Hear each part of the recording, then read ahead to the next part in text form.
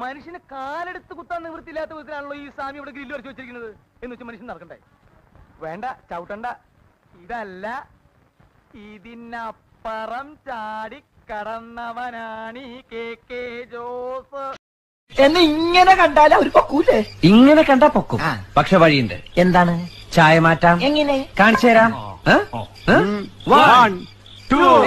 ഞാനെണ്ണില്ല.